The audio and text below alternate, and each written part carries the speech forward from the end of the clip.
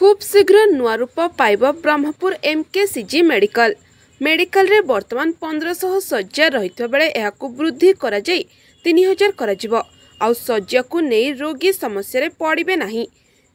दिनिकिया ब्रह्मपुर ग्रस्तरे आसी एभली सूचना दैछंती स्वास्थ्य मंत्री मुकेश महालिंग। आज दिनिकिया गंजाम ग्रस्तरे आसी गंजाम जिले में स्वास्थ्य विभाग स्थिति को नहीं समीक्षा करछंती स्वास्थ्य मंत्री मुकेश महालिंग। एमकेसीजी मेडिकल सम्मेलनी कक्षरे एक गुरुत्वपूर्ण बैठक आयोजित होइतिला। एही बैठक में स्वास्थ्य मंत्री मुकेश महालिंग अध्यक्षता करथिले। प्रथमे एमकेसीजी मेडिकल रे विभिन्न सुविधा और असुविधा को नहीं आलोचना होइतिला। एहा परे जिले में रहितबा समस्त गोष्ठी और प्राथमिक स्वास्थ्य केन्द्र स्थिति को नहीं आलोचना होइतिला।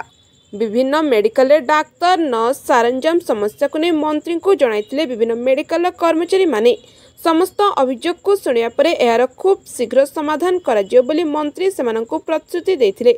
सेहीपरि एमकेसीजी मेडिकल रे शज्यार अभाव जोगु रोगी माने नाही नथिबा समस्यार सम्मुखीन हेउछंती। एहाकु दूर करबा निमंते खूब शीघ्र शज्या संख्या को वृद्धि कराजिबो।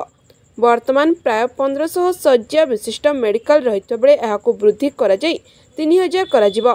एहा सह आवश्यक संख्यक प्रोफेसर डाक्तर नर्स सह आवश्यक पदक्षेप ग्रहण कराजिबो बोली कहिसंती स्वास्थ्य मंत्री मुकेश महालिंग।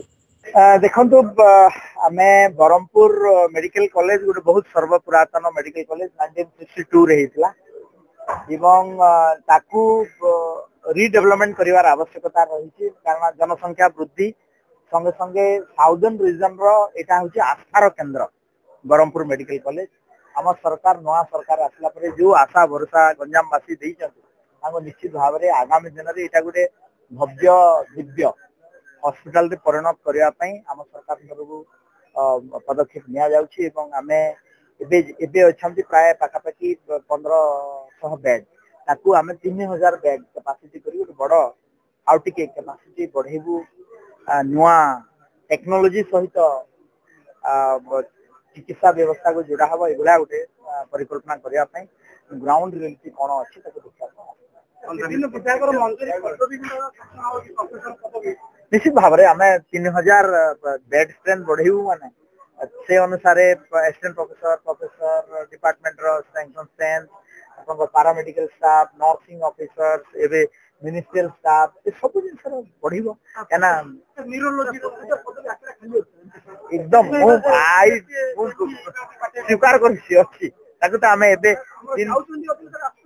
314 एबे असिस्टेंट प्रोफेसर एबे पीएचसी रो परीक्षा हेतला सेमाने आसीबे किछि कांसे पूर्ण होबो आ किछि कांसे पोस्ट बढ़िबो एवं पूर्ण करा। Bureau report IJB news.